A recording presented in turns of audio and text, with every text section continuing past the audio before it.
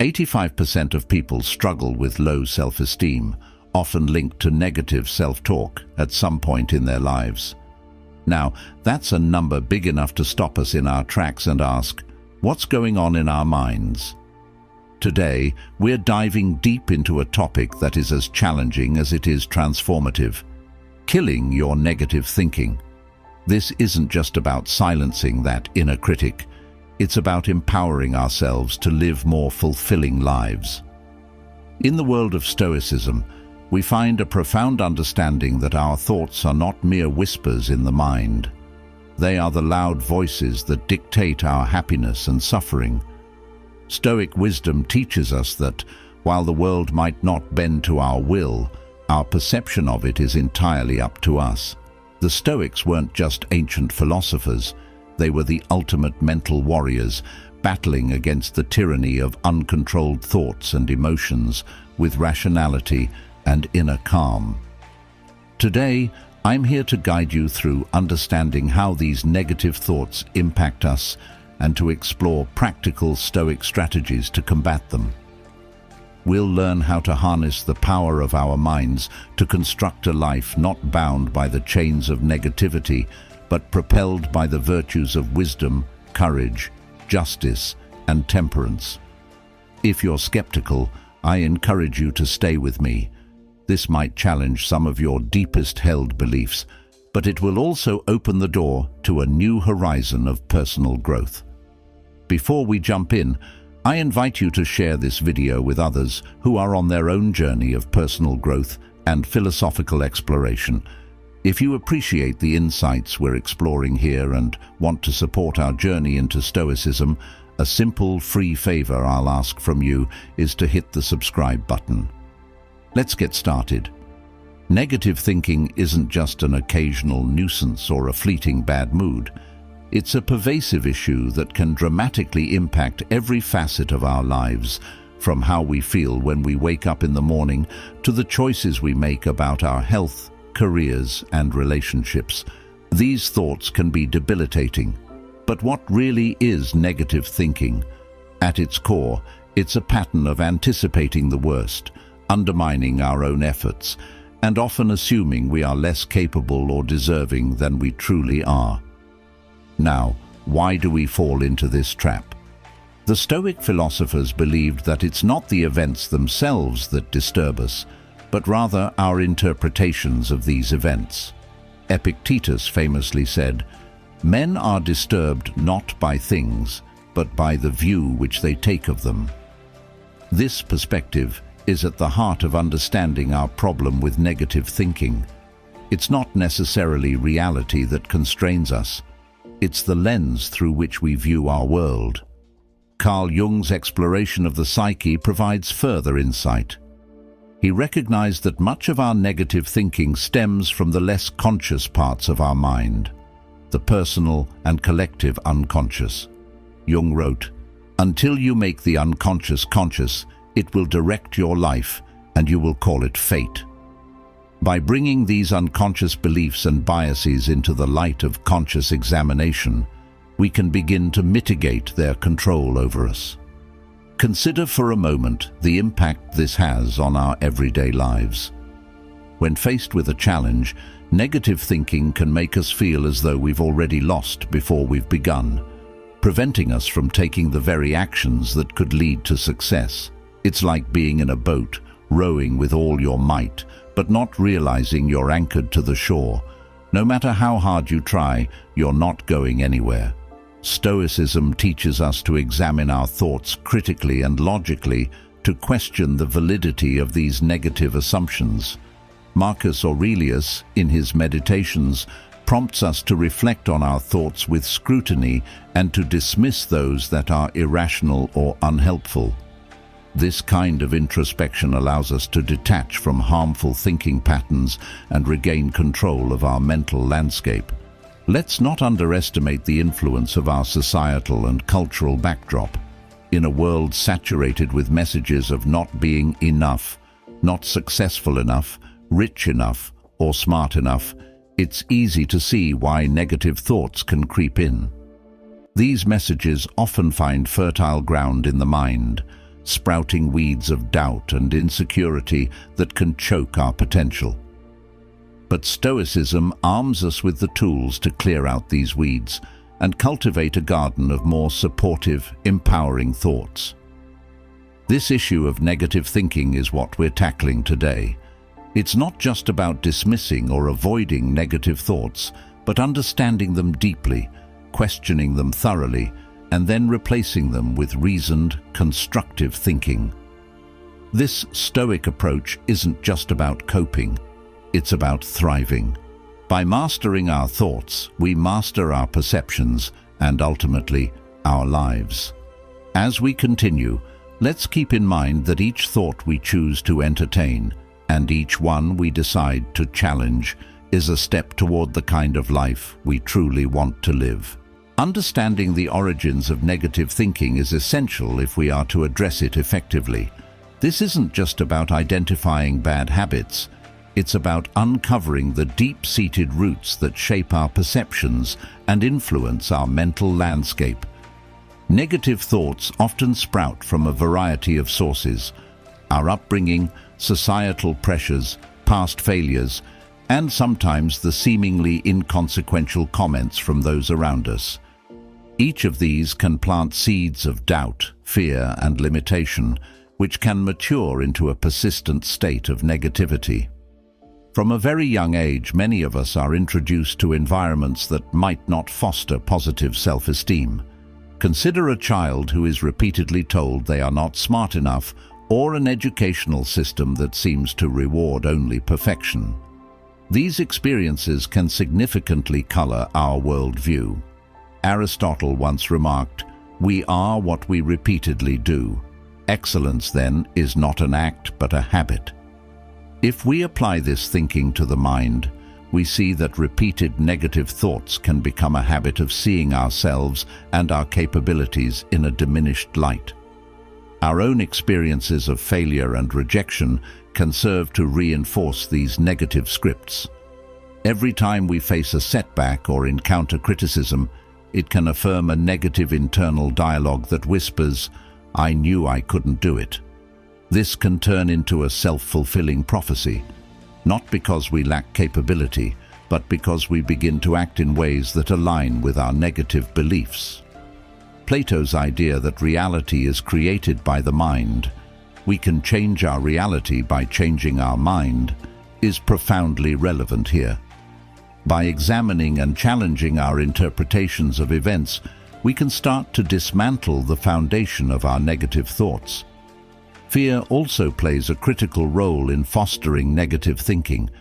It's a natural protective mechanism that often spirals into excessive worry or anxiety, overshadowing our rational judgment. Fear of failure, fear of the unknown, and fear of rejection can all lead to catastrophic thinking, where the mind jumps to the worst possible outcomes. Stoicism offers a tool against this: the premeditation of evils, which involves visualizing the worst-case scenario in detail to lessen its emotional impact when or if it actually occurs. Carl Jung suggested, "Until you make the unconscious conscious, it will direct your life and you will call it fate." Many of our negative thoughts are rooted in unconscious beliefs formed in our early years, influenced by our guardians, teachers, and the media. These unconscious beliefs often go unchallenged because they are not fully known to our conscious mind. Making these beliefs conscious can rob them of their power and allow us to regain control of our thoughts. Moreover, societal and cultural pressures cannot be overlooked. We live in a society that often emphasizes scarcity and competition, setting exceptionally high standards that can seem unattainable. This environment can lead to constant comparisons and feelings of never being good enough. Stoicism teaches us to redirect our focus from external validation to internal virtues, encouraging us to measure success by our personal growth rather than by comparison to others. The roots of negative thinking are varied and complex, involving personal history, emotional experiences, ingrained fears, and societal messages. However, by leveraging the wisdom of both Western philosophy and psychology, particularly the Stoic focus on controlling our perceptions and reactions, we can begin to understand and unravel these negative thought patterns. This deep understanding not only helps mitigate their effects, but also empowers us to reconstruct our mental framework in a more positive and resilient way. When we talk about renewing our minds, we're not just suggesting a fleeting attempt to think more positively. We are advocating for a profound and enduring transformation of our internal dialogue. This is about cultivating a mindset that enables us not just to survive, but to thrive. The Stoic philosophers offer timeless guidance on how this can be achieved through the disciplined practice of reflecting on our thoughts and deliberately shaping them to foster resilience and peace. One of the central tenets of Stoicism is the idea that our emotions and reactions are the results of our judgments, which are within our power to change.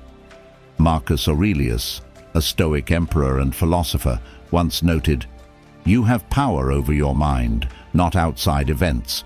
Realize this, and you will find strength." This powerful assertion reminds us that renewal begins by seizing control of our thoughts, scrutinizing them for accuracy, and then aligning them with our true intentions and values. Aristotle also provides a valuable perspective here. He said, "Knowing yourself is the beginning of all wisdom." This introspective journey involves diving deep into our thought patterns and identifying those that serve us well versus those that sabotage our efforts.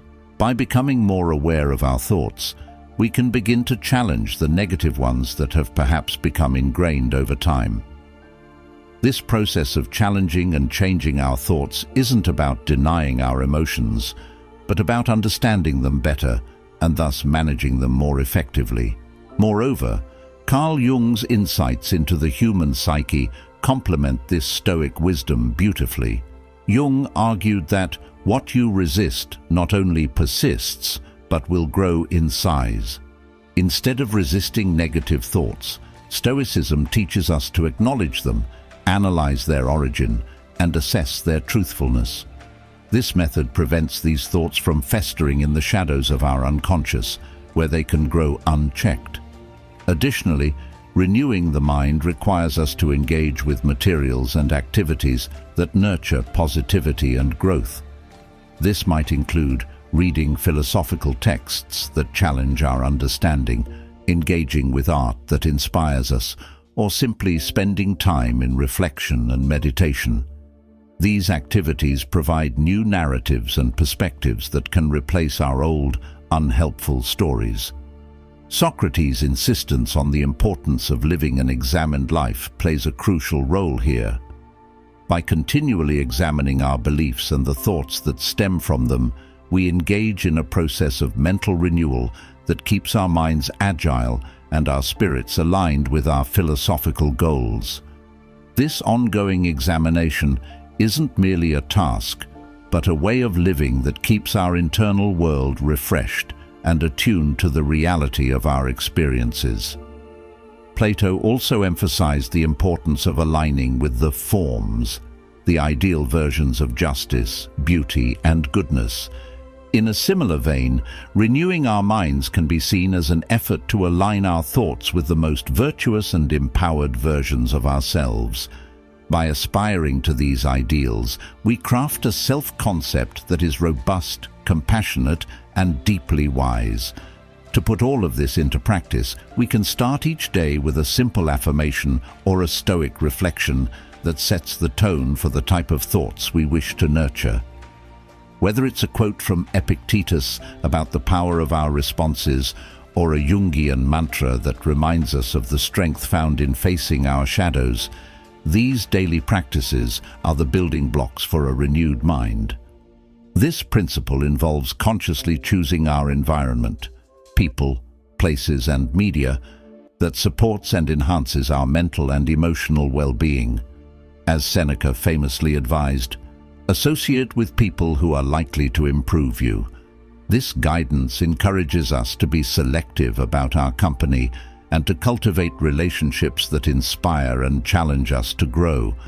Aristotle also touched on the importance of the company we keep when he discussed friendship.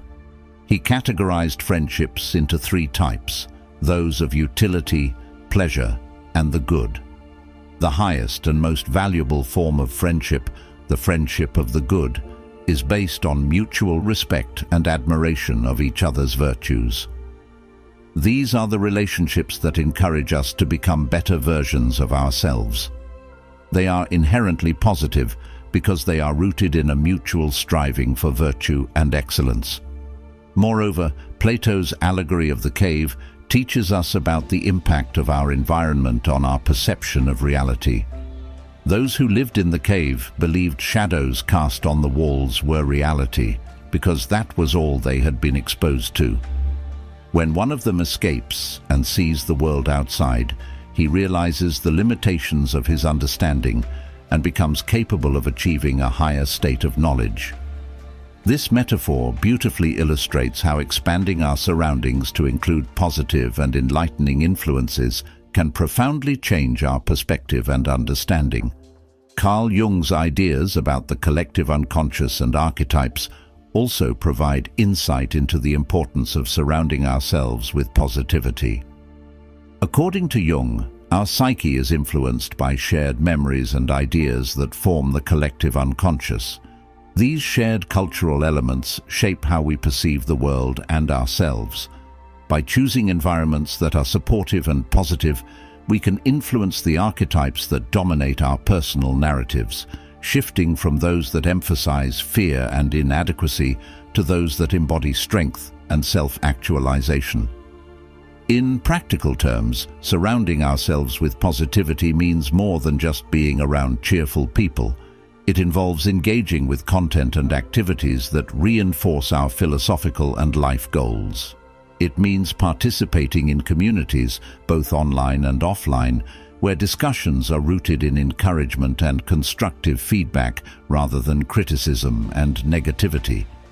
It requires us to be vigilant about the media we consume, opting for books, films, and programs that inspire and educate rather than those that perpetuate fear or despair. It also means creating an environment at home and work that reflects the values and virtues we admire. This can be as simple as keeping a clean and organized living space, which, according to Stoic practice, mirrors a clean and organized mind. Or it could involve decorating our spaces with art and symbols that remind us of our philosophical commitments, like courage, justice, moderation, and wisdom. Seneca's words echo through time when he writes, "Hang on to your youthful enthusiasms. You'll be able to use them better when you're older."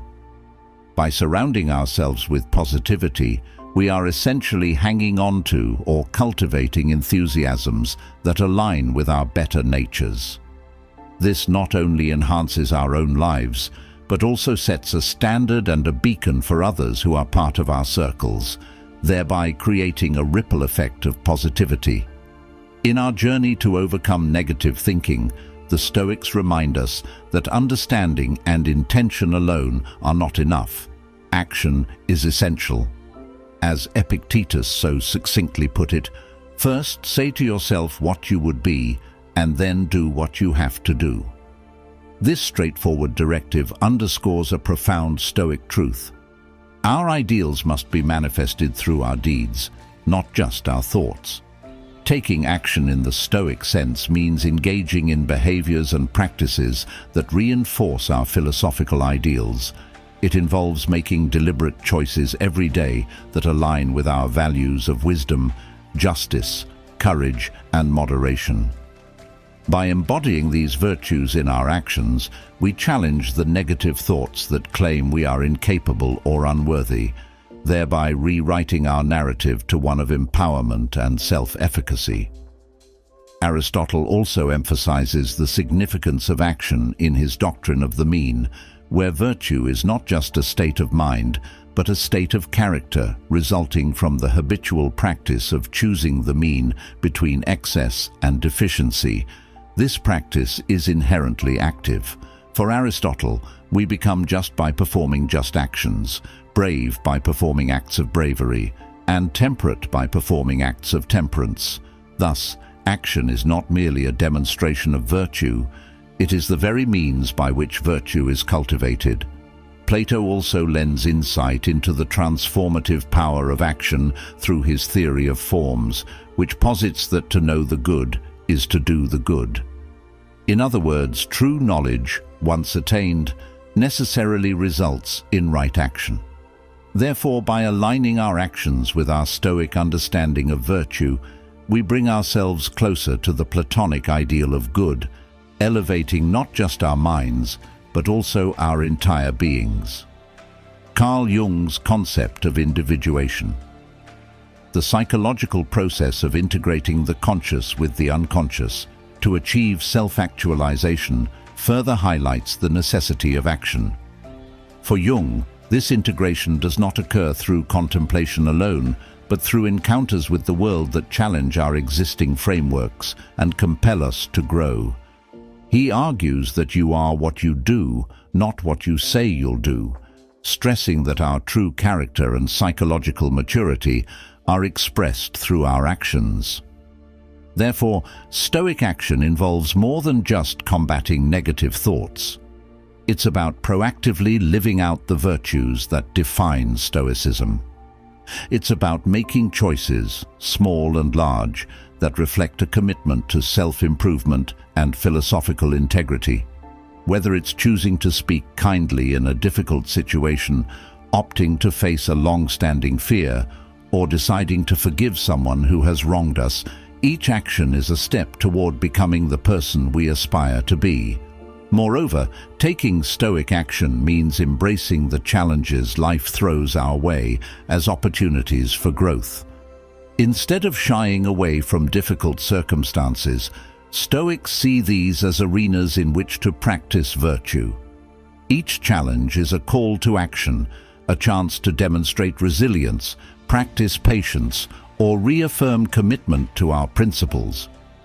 In practical terms, taking Stoic action can be as simple as setting daily goals that reflect our values, engaging in community service that fosters justice and kindness, or maintaining disciplines like journaling or meditation that encourage reflection and self-control. Each of these actions not only counters negative thinking, but also builds a stronger, more virtuous self. Stoic philosophy emphasizes that it's not only our actions that reflect our virtues, but also our speech. The power of words in shaping our reality cannot be overstated. Epictetus advised, "First learn the meaning of what you say, and then speak." This idea points to the inherent power of words to influence, not just express, our thoughts and emotions. The Stoics understood that words could build up or tear down the inner citadel of our minds. Marcus Aurelius, in his personal writings, often reflected on how to communicate effectively and truthfully, emphasizing that our words should be seasoned with the virtues we cultivate, such as honesty, restraint, and kindness. By aligning our speech with these virtues, we reinforce our Stoic practice and extend its influence outward, positively impacting those around us. Aristotle also contributes to this conversation with his concept of ethos, pathos, and logos, highlighting the persuasive power of speech. He argued that credibility, ethos, emotional connection, pathos, and logical argument, logos, are crucial components of effective communication. For Aristotle, the way we speak and the words we choose not only convey information, but also persuade and mold the world around us. When we speak, we're not just transmitting data, we're influencing opinions, emotions, and behaviors. Plato's dialogues also show a deep appreciation for the precision and impact of words. His Socratic dialogues, for instance, illustrate how Socrates used questions and dialogue to challenge assumptions and reveal deeper truths. Plato shows us that, through careful and considered dialogue, we can guide others toward greater understanding and self-awareness.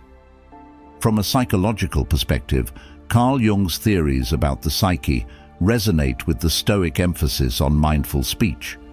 Jung wrote extensively about the power of the unconscious and how language can both reflect and shape the unconscious impulses that drive our behavior. He believed that by bringing these impulses into conscious awareness through dialogue and reflection, we can better integrate our psychological components, leading to greater wholeness and health. Moreover, the power of words extends beyond interpersonal interactions. In our internal dialogues, the words we use to talk to ourselves can significantly influence our self-perception and emotional state. Negative self-talk, a common human experience, can be particularly destructive, leading to decreased motivation and increased feelings of helplessness. Conversely, positive self-talk, grounded in Stoic virtues, can empower and uplift. Engaging in positive affirmations, a practice often recommended in modern cognitive behavioral therapies, aligns well with Stoic exercises. These affirmations are not about deluding oneself with unrealistic statements, but about reinforcing the strength and resilience that come from a Stoic understanding of control and virtue. By affirming our ability to manage our responses and our commitment to living according to our values, we strengthen our Stoic resolve.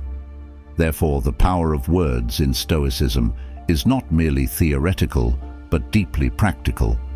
It encompasses our dialogues with others, our internal monologues, and even the way we engage with the broader culture. Each word we choose carries weight, building or breaking down, enlightening or obscuring, healing or hurting.